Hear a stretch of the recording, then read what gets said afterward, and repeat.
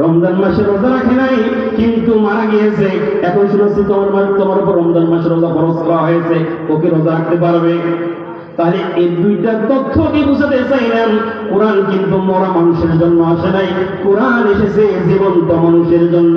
জোরে বলেন ঠিক না বেঠি? সম্মানিত হাজিরিন, শুধু কি তাই? এই কোরআন দিয়ে আমরা আমার কি কাজ করি? 3 দিনে তান্দারি 40 দিনে 40 আছে না নাই? আমরা মনে করি 40 আর কিতাব এটা। আবার আমার হুজুররা 30টা ভাগে খন্ড খন্ড করেছে, 1 খন্ড 2 খন্ড 3 খন্ড মরা বাড়িতে পড়ার জন্য। আছে না? মরা বাড়িতে পড়ার জন্য কোরআন আসে নাই, তাবিজ লেখার জন্য কোরআন আসে নাই। আল্লাহর কোরআনকে প্রশ্ন করো, আল্লাহর কোরআন তুমি কেন এসেছো?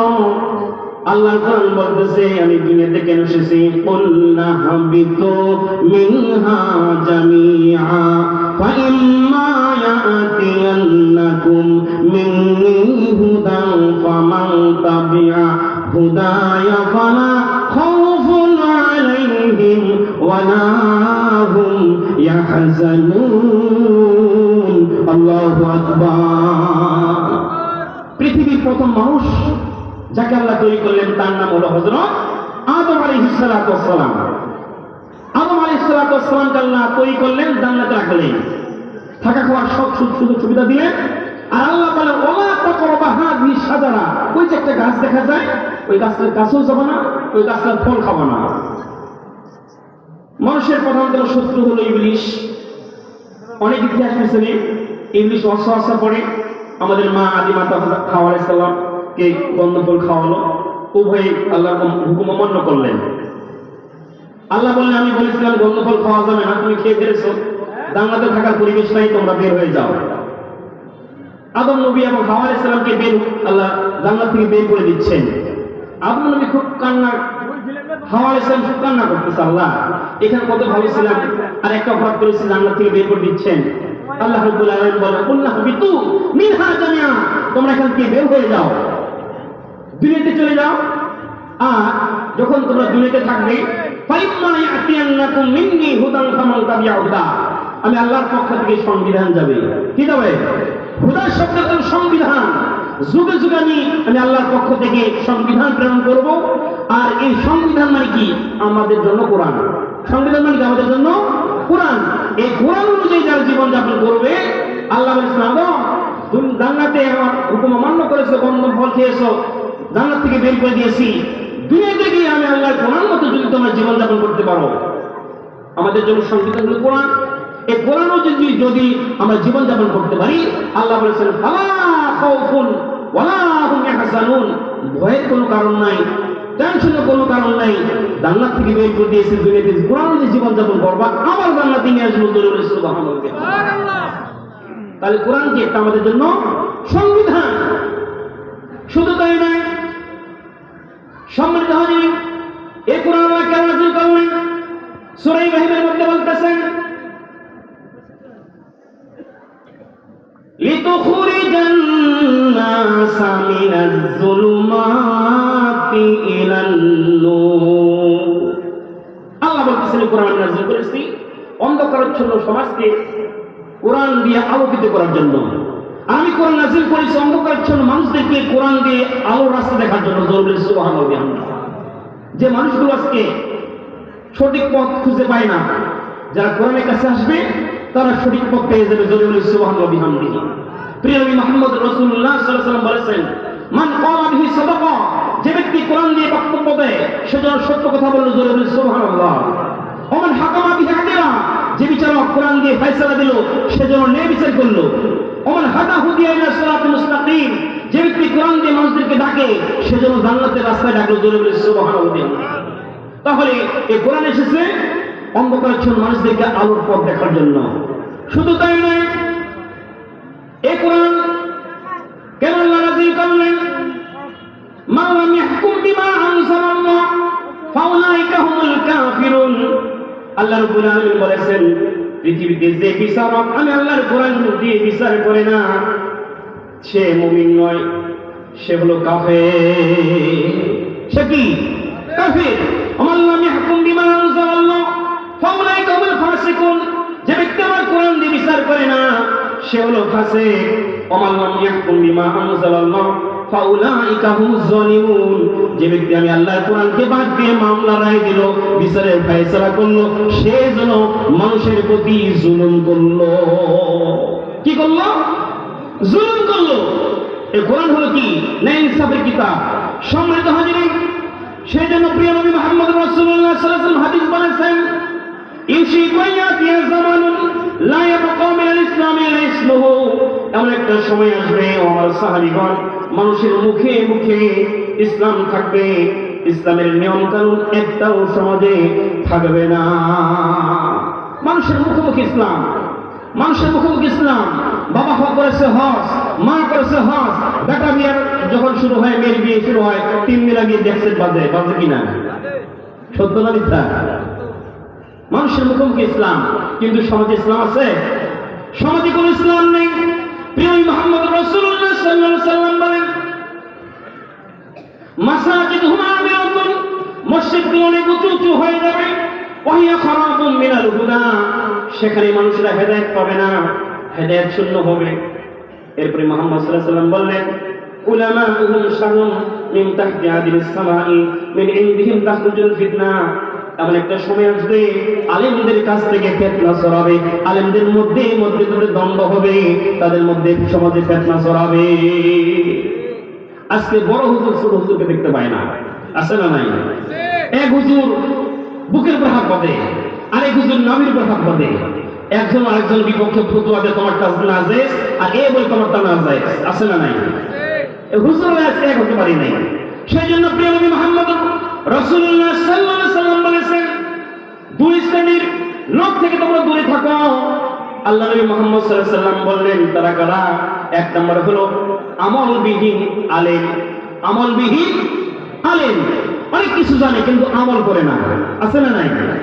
দুই নম্বর এলেমবিহীন দরবেশ, এলেম কামান কিচ্ছু নেই কিন্তু দরবেশ সাজে বসে আছে। আল্লাহ নবী বলেন, এই দুজন থেকে দূরে থাকো, যখন তখন তাদের উপর আল্লাহর গজব নাযিল হবে। শুধু তাই না, আল্লাহ নবী মুহাম্মদ সাল্লাল্লাহু আলাইহি ওয়াসাল্লাম বলেছেন, শেষ জামানে এমন কিছু ভয়ঙ্কর আলেম বের হবে, যাদের শরীরের পোশাকের দিকে তাকালে মনে হবে দুধের চাইতেও সাদা। এমন পোশাক পরবে, তাদের শরীরের পোশাক হলো দুধের চাইতেও সাদা হবে, কিন্তু তাদের অন্তরটা হলো হিংস্র বাঘের চাইতেও বেশি হিংস্র হবে। আজকে এক হুজুর আরেক হুজুরের সাথে মিল নেই। আল্লাহ এই সমস্ত হিংস্র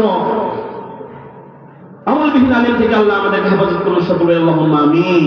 সম্মানিত হাজিরিন, বলে আল্লাহ নবী মুহাম্মদ সাল্লাল্লাহু আলাইহি ওয়াসাল্লাম বললেন, কোরআন থাকবে, কোরআন আইন সমাজে থাকবে না। আজকে আমাদের সমাজে চুরি আছে না নাই? কথা বলেন। চুরি হয়, ডাকাতি হয়, লক্ষ কোটি কোটি টাকা এদেশের কৃষকের টাকা, ঠেলা রিক্সাওয়ালা, শ্রমিক মজুর যারা খেতে খায়, তাদের টাকা ব্যাংক থেকে লুট হয়ে গেল, বিচার হয় না, আছে না? প্রিয় নবী মুহাম্মদ সাল্লাল্লাহু আলাইহি ওয়াসাল্লাম বলেছেন, আল্লাহ কোরআনের মধ্যে বলেছেন, প্রিয় নবী মুহাম্মদ সাল্লাল্লাহু আলাইহি ওয়াসাল্লাম বলেছেন, কোন সমাজ থেকে যদি চুরি বন্ধ করতে চাও, মানবরচিত আইন দিয়ে সম্ভব নয়। কারণ দেশ স্বাধীন হওয়া প্রায় 55-60 বছর হয়ে যাচ্ছে, প্রায় চুরি বন্ধ হয়েছে? বন্ধ হয়ে নাই। চুরি যদি বন্ধ করতে চাই, আল্লাহর কোরআনের বিকল্প নাই। মুহাম্মদ সাল্লাল্লাহু আলাইহি ওয়াসাল্লাম বলেছেন, আল্লাহ কোরআনের বিধান দিয়েছেন, ওয়াস-সারিকু ওয়াস-সারিকাতু ফাকতাউ আইদিয়াহুমা। কোন সমাজে যদি চোর এবং চোরনি ধরা পড়ে, আল্লাহর কোরআনের বিধান হলো তার হাত কেটে দাও। কি কেটে দাও? হাত কেটে দাও। আর এই হাত কেটে দিন দিতে গিয়ে যখন কোন এলাকার একটা চোর ধরা পড়ে, হাত কেটে দেওয়া হয়েছে, এই হাত কাটার দৃশ্য দেখে অন্য এলাকার চোরেরা সাবধান হয়ে যাবে, কারণ ও জানে চুরি করতে গিয়ে যে ধরা পড়ি, ওর মতো আমারও হাত কেটে দিবে, আছে না নাই? আজকে পকেট মার ধরা পড়ে, বড় বড় ডাকাতরা ধরা পড়ে, 1 মাস জেল, 2 মাস জেল, কিছু সংখ্যক জরিমানা করা হয়। এই ছোট ছোট জেল থেকে আবার ডাকাতের সর্দার হয়ে বের হয়ে আসে। কথা বলতে কিনা? কিন্তু কোরআনের সমাজ যদি কায়েম হয়ে যায়, এই চোরেরা কিন্তু আর চুরি করতে পারবে না। শুধু তাই নয়, আমাদের সমাজের মধ্যে আরেকটি অন্যতম সমস্যা হলো এমন কোনদিন পত্রিকা আপনারা দেখাতে পারবেন না যে পত্রিকার মধ্যে ধর্ষণের খবর প্রকাশ হয় না। আছে কি এমন কোন পত্রিকা আছে? প্রতিদিনের পত্রিকার রিপোর্ট হলো অমুক এলাকায় ধর্ষণ হয়েছে, অমুক এলাকায় এই হয়েছে, সে হয়েছে। ধর্ষণ যদি বন্ধ করতে চায়, মানবরচিত আইন দিয়ে সম্ভব নয়, এই কোরআনের আইনের দরকার। যদি বলে ঠিক কিনা? আল্লাহ কোরআন বলতেছেন, আয-যানিয়াতু ওয়াজ-যানি ফাজলিদু কুল্লা ওয়াহিদিন মিনহুমা মিয়াতা জালদাতিন। যদি কোন এলাকার মধ্যে জানাকর পুরুষ, জানাকর নারী ধরা পড়ে, ধর্ষক ধরা পড়ে, আল্লাহর কোরআনের আইন হলো 100 বেত আঘাত করো। যদি বিবাহিত অবিবাহিত হয়, আর যদি অবিবাহিত হয়, যদি বিবাহিত হয়, মাটি পর্যন্ত গর্ত করে ততক্ষণ পর্যন্ত পাথর নিক্ষেপ করো যতক্ষণ পর্যন্ত সে বিনার থেকে বিদায় না নেয়। 2 নম্বর হলো যদি অবিবাহিত হয় 100 বেত আঘাত করো, এতে সে মরবে কিংবা বাঁচবে এটা দেখার বিষয় নয়। এই সমাজে যদি এই কোরআনের আইন থাকতো, আল্লাহর কসম দিয়ে বলতেছি আমাদের সমাজে কোনো ধর্ষণ হতো না। ঠিক কিনা? সেই জন্য কোরআনের সমাজ কায়েম হোক, এটা আমাদের চাইতে হবে। চাইতে হবে। আব্দুল্লাহ ইবনে উবাই ইবনে সুলুল, আমাদের সমাজে অনেক লোক আছে না, নামাজ পড়ে রোজা করে কিন্তু কোরআনের সমাজ কায়েম হোক এটা চায় না। আছে না নাই? এরা কারা? আল্লাহ কোরআন বলতেছে যারা নামাজ পড়ে, কোরআন দিয়ে রোজা করে কিন্তু কোরআনের সমাজ কায়েম হোক এটা চায় না। এরা মনে করছে নামাজ রোজা দিয়ে জান্নাতে যাব, কাজ হবে না। আল্লাহর কোরআন বলতেছেন, যালিকা বিআন্নাহুম কারিহু মা আনজালাল্লাহু ফাহাবাতা আমালুহুম। তোমরা যদি আমার কোরআনের কিছু বিধান অপছন্দ করা তো দূরের কথা, অস্বীকার করা তো দূরের কথা, যদি বলে আল্লাহর কোরআনের এই বিধানটা আমার অপছন্দ হয়, আল্লাহ বলেন ফাহাবাত আমালুহুম, সাথে সাথে তার দুনিয়ার সমস্ত নামাজের সব, রোজার সব, হজের সব বরবাদ হয়ে যাবে, নষ্ট হয়ে যাবে, কোনো কাজে আসবে না। প্রশ্ন হতে পারে নামাজ পড়লাম, রোজা করলাম, সব দেওয়া কি হবে? আল্লাহ বলতেছে সব দেওয়া কি হবে? আল্লাহ বলতেছেন অকদিমনা ইলা মা আমিলু মিন আমালিন ফাজআলনাহু হাবাআ মানসুরা। হাসরের ময়দানে আমি আমার বান্দাদের আমল নামার দিকে লক্ষ্য করব। নামাজের সওয়াব আছে, রোজার সওয়াব আছে, হজের সওয়াব আছে, আবার দান সদকার সওয়াব আছে। আল্লাহ লাহুল খালকুল আমরু আন আকিমুদ্দিন, আল্লাহর সৃষ্টি যার হুকুম চলবে তার, কিংবা দুনিয়াতে আল্লাহর কোরআন দিয়ে সমাজ কায়েম হোক। যারা চায়নি এদের আমলগুলো হলো ফাহাবাত আমালুহুম, আল্লাহ বলেছেন ধুলার মতো হাসরের ময়দানে উড়িয়ে দিব, তাদের এই আমল কোনো কাজে আসবে না। ফাহাবাত আমালুহুম, আল্লাহ বলেছেন মানুষরা 500 পরিমাণ আমল নিয়ে দাঁড়িয়ে যাবে। নামাজের সওয়াব আছে, রোজার সওয়াব আছে, হজের সওয়াব আছে, দান সদকার সওয়াব আছে, কিন্তু আল্লাহর সমাজ কায়েম হোক, আল্লাহর দ্বীন কায়েম হোক, এটা নামাজি মুসলিমরা অনেক বাধা অস্বীকার করে, এরা চায় না। আল্লাহ বলেছেন ফাহাবাত আমালুহুম, তাদের নামাজের সওয়াব, রোজার সওয়াব, হজের সওয়াব আমি ধুলায় এই বাতাসের মধ্যে উড়িয়ে দেব। শুধু তাই নয়, আল্লাহ সূরা ইব্রাহিম 18 নম্বর আয়াতে বলতেছেন মাসালুল লাযিনা কাফারু কামাদি ইস্তাদাত বিহি রিহ, ওই সমস্ত ব্যক্তির আমল নামা হলো সেই সমস্ত ছাইয়ের ন্যায়, বাতাস আসলে যেমন ছাই উড়ে যায়।